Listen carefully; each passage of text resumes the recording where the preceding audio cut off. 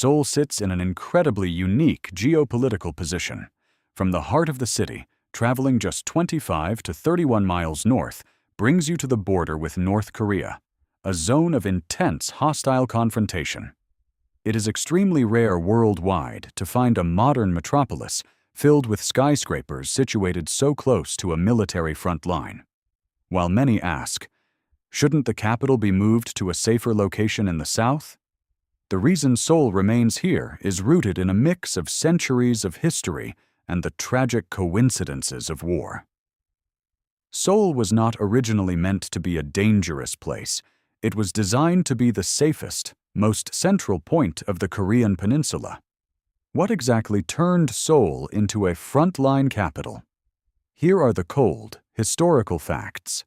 At the founding of the Joseon dynasty in 1394, Seoul was chosen as the capital for its geographic centrality. At that time, the national borders stretched to the Yalu and Tumen rivers, making Seoul the physical midpoint connecting north to south and east to west. This made it the most efficient hub for projecting administrative power nationwide. It was also a natural fortress, protected by mountain ranges to the north and the Han River to the south. Before the division, Seoul was the deep, secure heart of the peninsula, hundreds of kilometers away from any border. Over more than 500 years, it solidified its position as an irreplaceable center where all infrastructure was concentrated. However, the front line that froze in July 1953 rewrote Seoul's geographic destiny. Before the Korean War, the 38th parallel was a simple straight line. But the armistice line finalized in 1953 is a jagged curve connecting the points where actual combat stopped. This is known as the Southwest-Northeast alignment. On the Eastern Front, South Korean forces pushed north through mountainous terrain, moving above the 38th parallel. However, on the Western Front, the flatlands, the line shifted south of the 38th parallel due to the North's offensive. Consequently, the waist of the Korean peninsula was cut at a diagonal. This left the capital, Seoul, located in the west, abnormally close to the ceasefire line. Geographic factors and the outcome of the hill battles at the end of the war pushed Seoul to the front lines, and there was one more decisive event that made Seoul even more vulnerable. Before the war, Kaesong was part of South Korea. It was a key bastion protecting Seoul's northern flank.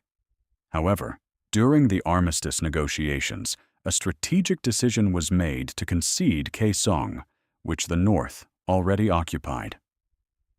As a result, Seoul's defensive line retreated sharply, and the distance from Kaesong to downtown Seoul narrowed to just about 50 kilometers. This placed the entirety of Seoul within range of North Korean long-range artillery. The physical buffer zone that once protected the city had vanished. Since moving the capital was realistically impossible, Seoul has continued its growth while bearing this massive security risk. Seoul's geopolitical location exists at the intersection of historical centrality and the tragedy of modern history. With the peninsula cut diagonally and the loss of Kaesong, Seoul earned the label of a dangerous front line. Despite this, the city has expanded relentlessly, evolving into a global economic hub. The fact that Seoul is so close to North Korea reveals a cold, hard truth of modern history. A city that maintains its function despite the unique pressures of division. In the face of geopolitical limitations, Seoul offers a complex answer to how a city survives and evolves.